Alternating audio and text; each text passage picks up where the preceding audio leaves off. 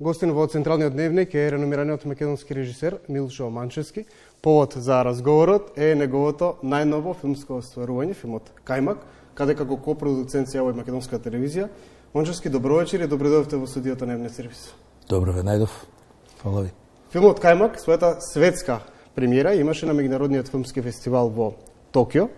Утре е гала премиерата во земјава. Како беше приемот во Јапонија и какви се вашите очекувања од она што утре ќе се случува? Приемот беше супер. Распродадени беа проекциите. На луѓето им се допадна филмот.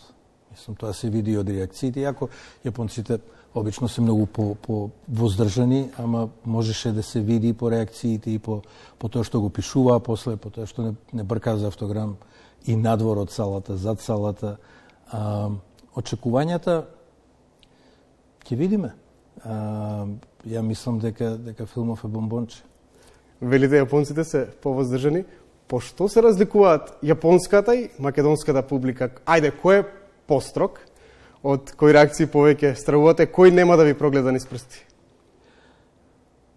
Па, македонците се покрупни. Тоа е разликата. Не, мислам, темпераментот е малку различен. Културната матрица е различна и однесувањето се разбира. Мислам, сите го знаеме, дело тоа е клише, а дело тоа си држи и е вистина. Ја во принцип, кога работам филм, го работам мојот диалог. Сметам дека диалогот на авторот треба да биде со делото. И не смее многу да мисли ниту на критика, ниту на публика, ниту на фестивали, ниту на пласман, затоа што во моментот кој ќе почне така да размислува, се прави калкулација. И штом почнеш да калкулираш, делото станува послабо, губи од јачината, од компактноста, од храброста, а секој уметничко дело мора да има голема доза на храброст. Уметноста бара непочитување на еден најдобар начин. И да се излезе од рамките. Да се излезе од рамките, да. Во најдобар случај делото ги исполнува рамките и ги надминува. И со таква, мислам дека со таква работа, со тој диалог кој уметникот го има со делото, наместо да го има со сите други кои потоа ќе го консумираат, се прави еден почист процес. Имате амбициозен план, од она што можев да го слушнам на пресконференцијата. Планирате филмот да биде прикажан низ десетици градови низ земјава. Јас искрено се изненадив дека има толку киносали во Македонија, но ајде, се успеале. Може ли ова да донесе враќање на публиката во киносалите? Па дај Боже, мислам, како викаат, една ластовичка не чини пролет. Не знаев ни јас дека има толку можности за прикажување низ Македонија, иако и Врба играше во десетици градови низ Македонија, ама сега со Кајмак ние во исто време филмот тргнува да се прикажува и во Скопје и во некои 27-8 града низ Македонија. Најголема заслуга за тоа има Тања Ќурчинска-Пепелјуговска, која се здроби од работа за да го пласира филмот секаде кај што може да има минимум услови, и продуцентот Јане Ќуртошев се разбира. Со тоа сакаме да допрете до што секој повеќе луѓе да го видат во кино, затоа што голема е разликата. Мислам, ти можеш да го гледаш дома и ќе го гледаш дома и со стриминг или на телевизија, и тоа си има своја вредност. Ама тоа е помалце као ти можеш да купиш пиво дома да го испиеш, ама друго е кој ќе го испиеш у кафана со друштво. Друго е доживувањето. Филмот е конципиран за да биде виден на големо платно. Дишеш со стотина други луѓе, ги доживуваш и нивните реакции. Како вика Маршал Маклуан, на мал екран ликовите ти се пријатели, на голем екран ти се богови. Безобразна комедија, црна комедија или срекна трагедија, вака барем се движеа описите за филмот Манчевски. Што представува Кајмак? Каква порака носи? И дали треба да се препознаеме во она што велите дека е безмилосна критика на малограѓанското лицемерие?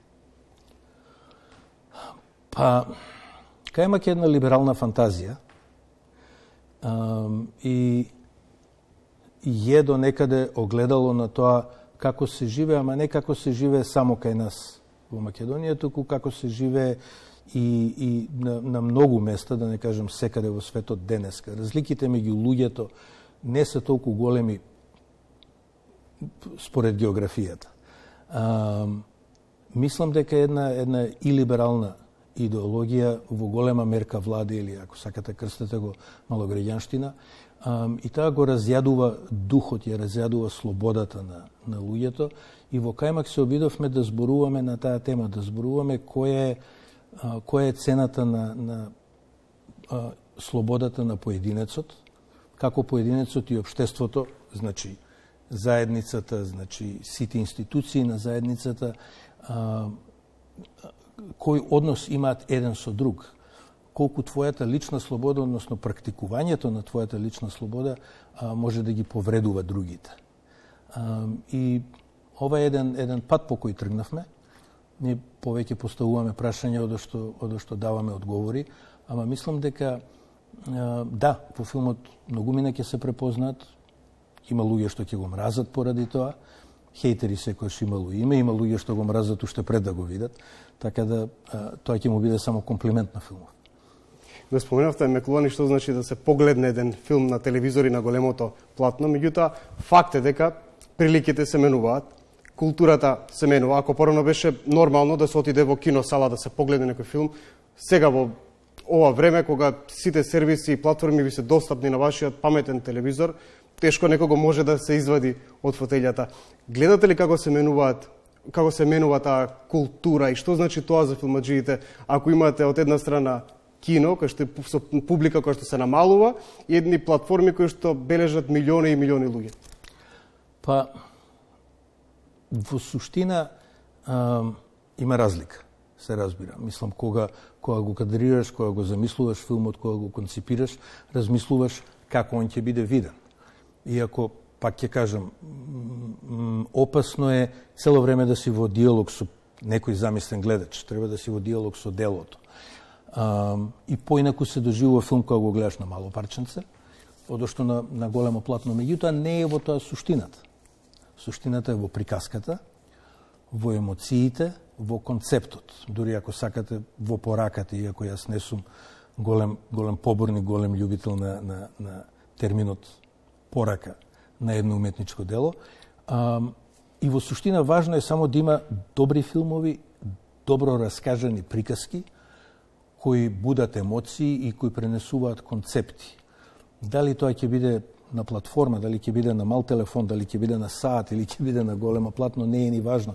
Еве гледаме со уште од HBO, од Sopranos, од The Wire и потоа сега со Netflix и сите други платформи, дека голем дел од доброто пишување, барем во Холивуд, се случува за телевизија повеќе од што за кино. Така. Ако пред дождот ви го донесе Златниот лав во Венеција и номинација за Оскар, потоа чекавме цели 25 години за уште една номинација за Оскар со Медена земја.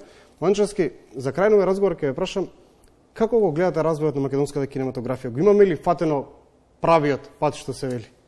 Или некои работи треба да се поправат? Во една рака имаме успешни филмови. Во друга рака имаме луѓе кои ги запоседнале институциите и издруженијата и ги користат како лично дуќанче, како приватна тезгичка, кај што се краде, се бркаат луѓе од список, се злоупотребува, инспекторите наместо да работат и да испитуваат, оправдуваат, и целото тоа има одраз врз климата во која се работи, има одраз врз начинот на кој се пакуваат и се финансираат филмовите. Еве, сакам да кажам конкретно на примерот на Кајмак. Тешко беше да обезбедите финансии за Кајмак за да тој филм го види светлото на денот? И да и не. Значи, кога ние тргнавме да го финансираме, мораш да тргнеш од матичната земја. Сите мои филмови се копродукции. Јас сум работел копродукции со, не знам, 10-15 европски земји, различни, на секој филм. И во сите мои филмови кои ќе ги собереш, ако веќе зборуваме за финансии, многу повеќе пари имат вложено странските партнери одошто домашните, одошто нашата држава. Значи, на случајот со кајмак, повеќе од половина од парите се дојдени од државни фондови на Данска, Холандија, Хрватска и Евроимаж, одошто вложи нашата држава. Јас имам таа среќа, моето дело да се почитува во светот и да можам да ги финансирам филмовите и на таков начин. Што е причината? Немаме финансиска моќ или не успееме да препознаеме квалитет? Вака, во конкретниот случај, во 2020 голем дел од парите агенцијата ги потроши на филмови кои се уште не сме ги видели и веројатно никогаш нема да ги видиме.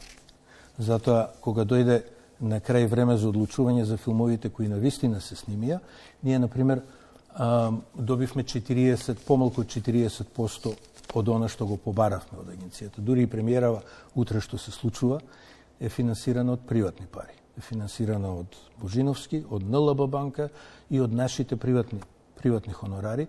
Значи, тој проектор кој моравме да го увеземе, тоа платно, целата таа опрема, се надевам сите ќе и се радуваме, ама начинот на кој она дојде во филхармонија е со приватен ангажман. Ви посакувам многу успех со филмот. Се надевам дека ќе има одличен прием кај публиката. Ви благодарам многу за разговорот во Дневникот. Фала многу.